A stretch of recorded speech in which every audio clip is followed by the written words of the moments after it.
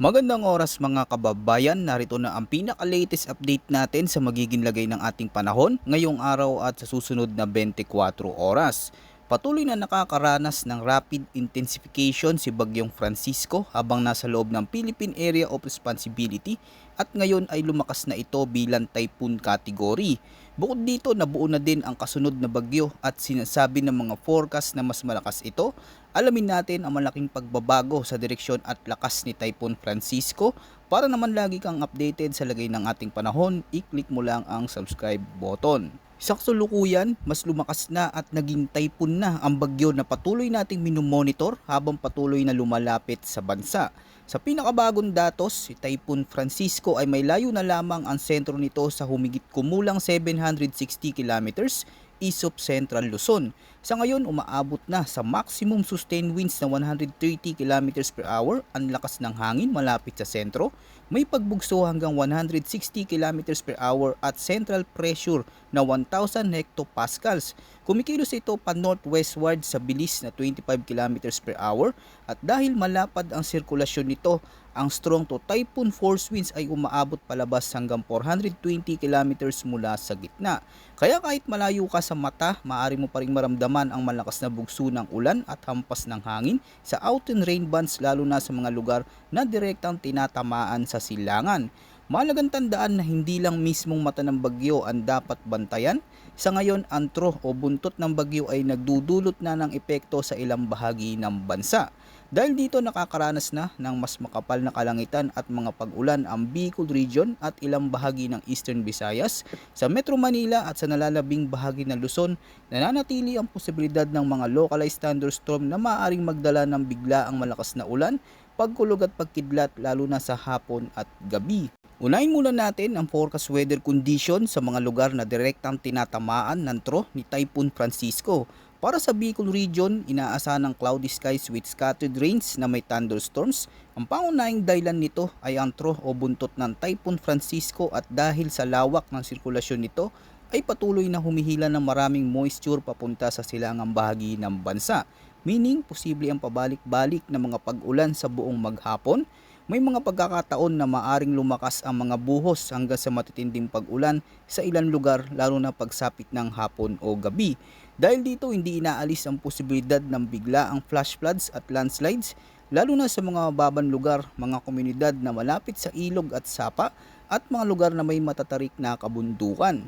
Sa Bicol Region, maaaring magsimula ang araw na maulap na may mga panakanakang pag-ulan habang mabilis na dumadami at posibleng magdulot ng malalakas na thunderstorms sa ilang lalawigan. Kaya mahalagang manatiling alerto lalo na kung may mga outdoor activities o pagbabiyahe. Samantala sa Eastern Visayas, patuloy na nararamdaman ang epekto ng trough ng bagyo dahil direktang nakaharap ang reyong ito sa silangang karagatan, kaya mas madaling natatamaan ng mga rain bands at thunderstorm cells na kaugnay sa sirkulasyon ni Francisco. Dahil dito, posible mga bigla ang buhos ng ulan na maaaring tumagal ng ilang oras at magdulot ng pagbaha sa mga mabababang lugar. Kaya kahit hindi pa direktang naaabot ng sentro ng bagyo ang bansa, sapat na antro nito upang magdulot ng masamang kondisyon ng panahon sa silangang bahagi ng Visayas. Para naman sa Mindanao, nalalabing bahagi ng Visayas at sa Palawan, asahan ng cloudy skies na may scattered rain at thunderstorm dahil sa southwest monsoon o habagat. Tandaan, kapag habagat ang nangingibabaw, mas malawak ang sakop ng mga ulap at pag-ulan. Kadalasan ay paulit-ulit ang mga pag-ulan sa maghapon, may paghina pero muling lalakas habang patuloy na pumapasok ang malumigbig na hangin mula sa karagatan. Sa Mindanao, lalo na sa mga lugar na mababa at malapit sa mga ilog, maaaring makaranas ng localized flooding kung magsasabay ang malalakas na thunderstorm at tuloy-tuloy na pag-ulan. Sa nalalabing bahagi ng Visayas, bagamat hindi direktang naapektuhan ng trough ni Francisco, sapat pa rin ang moisture mula sa habagat upang magdala ng mga ulan at thunderstorms. Sa Palawan naman, dahil direktang nakaharap ito sa daloy ng habagat, mas mataas ang posibilidad ng pagbuo ng makakapal na ulap at mga pag-ulan na maaring maranasan mula umaga hanggang gabi. Dahil dito nananatili ang banta ng flash floods at landslides sa mga lugar na mas madaling maapektuhan ng matinding pag-ulan. Samantala sa mga residente sa Metro Manila at sa nalalabing bahagi ng Luzon, inaasahan ng partly cloudy to cloudy skies na may posibilidad ng mga isolated rain showers o thunderstorms dahil sa umiiral na localized thunderstorms. Karaniwan, maaring magsimula ang araw na may bahagyang maulap, ngunit habang tumatagal at umiinit ang kapaligiran, unti-unting nabubuo ang mga thunderclouds na maaring magdulot ng biglaang pag-ulan pagsapit ng hapon o gabi. Sa Metro Manila, posibleng magkaiba ang kondisyon ng panahon sa bawat lungsod, maaring maliwalas sa isang lugar habang malakas naman ang ulan sa kabilang distrito. Ganito rin ang maaring maranasan sa iba pang bahagi ng Luzon na wala sa direktang impluensya ng tro at habagat. Tandaan kapag naging malakas ang isang thunderstorm cell, posible pa rin ang mga biglaang pagbaha sa mga mababang lugar at pagguho ng lupa sa mga lugar na malapit sa kabundukan at matatarik na dalisdis. Para naman sa lagay at kondisyon ng hangin at karagatan sa silangang bahagi ng Luzon, inaasahan ng light to moderate winds na magmumula sa northeast hanggang northwest. Ang coastal water dito ay slight to moderate na may taas ng alon mula 0.6 hanggang 2.5 meters. Dahil dito pinapayuhan ng mga maliliit na bangka at mangingisda na maging maingat, lalo na kung may kasabay na thunderstorms na maaring magdulot ng biglaang pagbugso ng hangin at pag-alon ng dagat.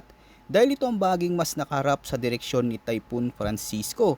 Samantala sa Visayas, Mindanao at Palawan, inaasahan ng light to moderate winds na magmumula sa southwest hanggang west. At ang coastal water dito ay slight to moderate sea conditions na may taas ng alon mula 0.6 hanggang 2.5 meters. Para naman sa mga baybayin at natitirang bahagi ng Luzon, nanatili ang slight to moderate sea condition na may taas ng alon mula 0.6 hanggang 1.8 meters. Tandaan kapag may makakapal na ulap, posibleng tamaan ng mga lugar ng malalakas na gusty winds at thunderstorm na maaaring magpabago ng kondisyon ng dagat sa maikling oras na konektado sa malawak na sirkulasyon ni Francisco. Ngayon, dumao naman tayo sa latest track in intensity forecast ni Typhoon Francisco. Mahalagang tandaan ng malalakas na pag-ulan at mapaminsalang hangin ay hindi lamang nararanasan sa loob ng forecast confidence cone o sa mismong dadaanan ng sentro ng bagyo, meaning kahit ang mga lugar na nasa labas ng forecast track ay posible pa rin makaranas ng masamang panahon dahil sa lawak ng sirkulasyon ng bagyo. Ayon sa kasalukuyang forecast, inaasang magpapatuloy si Francisco sa kanyang galaw pa west-northwestward hanggang Martes, Hunyo 23. Pagkatapos nito, unti-unti itong babagal habang papalapit sa bahagi ng karagatang nasa silangan ng Hilagang Luzon. At dito inaasang magsisimulang magbago ang direksyon nito. Pagsapit ng Martes, posibleng mag-recurve o muling lumiko pahilagang silangan ng bagyo bago tuluyang lumabas ng Philippine Area of Responsibility o PAR pagsapit ng Biyernes ng gabi, Hunyo 26. Pagdating naman sa lakas ng bagyo, inaasang magpapatuloy pa ang intensification ni Francisco sa mga susunod na araw. Sa kasalukuyan, nasa typhoon category na ito at may posibilidad pang lumakas habang nananatili sa mainit na karagatan ng Philippine Sea.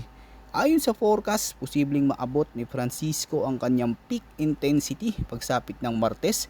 Sa panahong ito, maaaring marating ng bagyo ang pinakamalakas nitong estado bago magsimula ang unti-unting paghina habang papalapit ito sa mas malamig na bahagi ng karagatan at makararanas ng mas hindi paborableng kondisyon sa atmosfera.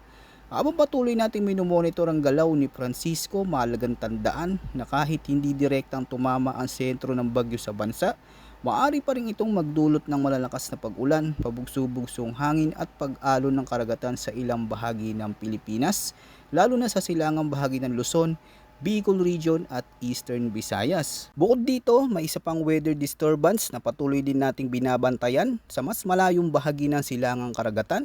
Sa ilang forecast scenarios, nakikita ang posibilidad na mabilis nitong pagbuo at paglakas habang kumikilos sa karagatang Pasipiko.